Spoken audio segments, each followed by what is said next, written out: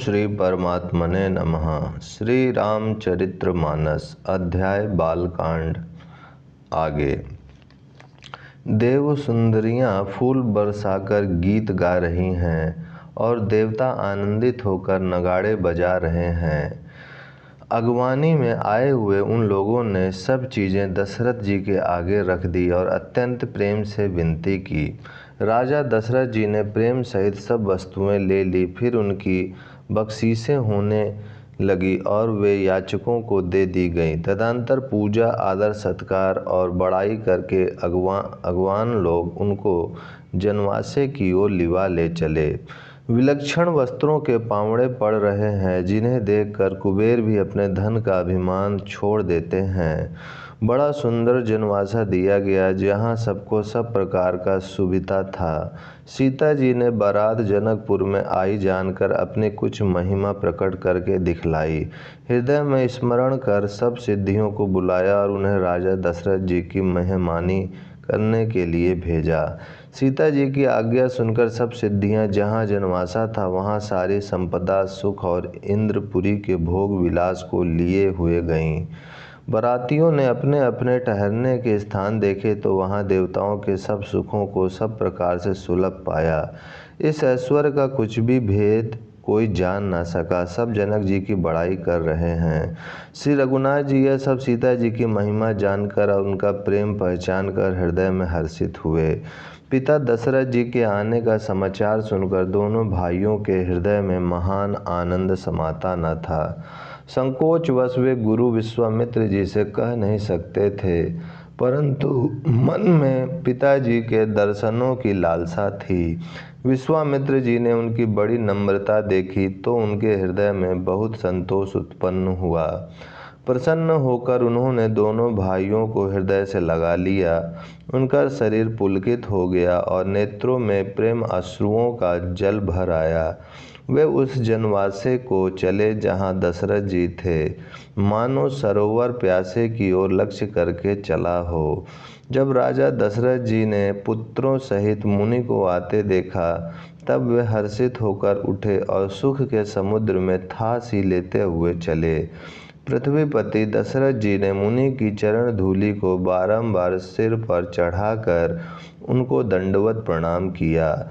विश्वामित्र जी ने राजा को उठाकर हृदय से लगा लिया और आशीर्वाद देकर कुशल पूछी। फिर दोनों भाइयों को दंडवत प्रणाम करते देखकर राजा के हृदय में सुख समाया नहीं। पुत्रों को उठाकर हृदय से लगाकर उन्होंने अपने वियोग जनित दुसह दुख को मिटाया, मानो मृतक शरीर को प्राण मिल गए हों।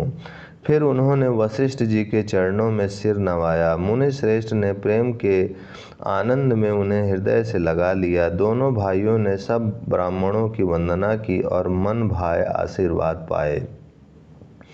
भरत जी ने छोटे भाई शत्रुघ्न सहित श्री रामचंद्र जी को प्रणाम किया। श्री राम जी ने उन्हें उठाकर हृदय से लगा लिया। लक्ष्मण जी दोनों भाइयों को देखकर हर्षित हुए और प्रेम से परिपूर्ण हुए शरीर से उनसे मिले। तदंतर परम कृपालु और विनयी श्री रामचंद्र जी अयोध्या वासियों, कुटुंबियों, जाति के लोगों, याचकों, मंत्रियों और मित्रों सभी से यथा योग मिले। श्री रामचंद्र जी को देखकर बारात शीतल हुई। राम के वियोग में सबके हृदय में जो आग जल रही थी वह शांत हो गई। प्रीति की रीति का बखान नहीं हो सकता। राजा के पास चारों पुत्र ऐसी शोभा पा रहे हैं, मानो अर्थ, धर्म, काम और मोक्ष शरीर धारण किए हुए हों। पुत्रों सहित दशरथ जी को देखकर नगर के स्त्री पुरुष बहुत ही प्रसन्न हो रहे हैं। आकाश में देवता फूलों की वर्षा करके नगाड़े बजा रहे हैं और अप्सराएं गा गा कर नाच रही हैं। अगवानी में आए हुए सतानंद जी, अन्य ब्राह्मण, मंत्रीगण, मागध, सूत, विद्वान और भाटों ने बारात सहित राजा दशरथ जी का आदर सत्कार किया। फिर आज्ञा लेकर वे वापस लौटे। बारात लग्न के दिन से पहले आ गई है, इससे जनकपुर में अधिक आनंद छा रहा है। सब लोग ब्रह्मानंद प्राप्त कर रहे हैं और विधाता से मनाकर कहते हैं कि दिन रात बड़े हो जाएं। श्री रामचंद्र जी और सीता जी सुंदरता की सीमा हैं और दोनों राजा पुण्य की सीमा हैं। जहाँ तहाँ जनकपुरवासी स्त्री पुरुषों के समूह इकट्ठे होकर यही कह रहे हैं। जनक जी के सुकृत पुण्य की मूर्ति जानकी जी हैं और दशरथ जी के सुकृत देह धारण किए हुए श्री राम जी हैं। इन दोनों राजाओं के समान किसी ने शिव जी की आराधना नहीं की और न इनके समान किसी ने फल ही पाए। इनके समान जगत में ना कोई हुआ, ना कहीं है, ना होने का ही है। हम सब भी संपूर्ण पुण्यों की राशि हैं जो जगत में जन्म लेकर जनकपुर के निवासी हुए और जिन्होंने जानकी जी और श्री रामचंद्र जी की छवि देखी है। हमारे सरीखा विशेष पुण्यात्मा कौन होगा। और अब हम श्री रघुनाथ जी का विवाह देखेंगे और भली भांति नेत्रों का लाभ लेंगे। कोयल के समान मधुर बोलने वाली स्त्रियां आपस में कहती हैं कि हे सुंदर नेत्रों वाली, इस विवाह में बड़ा लाभ है। बड़े भाग्य से विधाता ने सब बात बना दी है। ये दोनों भाई हमारे नेत्रों के अतिथि हुआ करेंगे। जनक जी स्नेहवश बार बार सीता जी को बुलावेंगे और करोड़ों कामदेवों के समान सुंदर दोनों भाई सीता जी को लेने विदा कराने आया करेंगे। तब उनकी अनेकों प्रकार से पहुनाई होगी। सखी ऐसी ससुराल किसे प्यारी ना होगी। तब हम सब नगर निवासी श्री राम लक्ष्मण को देख देख कर सुखी होंगे। हे सखी, जैसा श्री राम लक्ष्मण का जोड़ा है वैसा ही दो कुमार राजा के साथ और भी हैं। वे भी एक श्याम और दूसरे गौर वर्ण हैं। उनके भी सब अंग बहुत सुंदर हैं। जो लोग उन्हें देख आए हैं वे सब यही कहते हैं।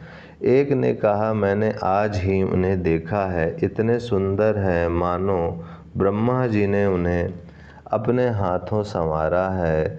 भरत तो श्री राम जी की ही सकल सूरत के हैं।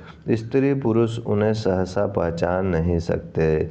लक्ष्मण और शत्रुघ्न दोनों का एक रूप है। दोनों के नख से शिखा तक सभी अंग अनुपम हैं। मन को बड़े अच्छे लगते हैं पर मुख से उनका वर्णन नहीं हो सकता। उनकी उपमा के योग्य तीनों लोकों में कोई नहीं है। दास तुलसी कहता है, कवि और कोविद विद्वान कहते हैं इनकी उपमा कहीं कोई नहीं है। बल, विनय, विद्या, शील और शोभा के समुद्र इनके समान ये ही हैं। जनकपुर की सब स्त्रियां आंचल फैलाकर विधाता को यह वचन विनती सुनाती हैं कि चारों भाइयों का विवाह इसी नगर में हो और हम सब सुंदर मंगल गावें। नेत्रों में प्रेम अश्रुओं का जल भरकर पुलकित शरीर से स्त्रियां आपस में कह रही हैं कि हे सखी, दोनों राजा पुण्य के समुद्र हैं। त्रिपुरारी शिव जी सब मनोरथ पूर्ण करेंगे। ओम शांति शांति शांति।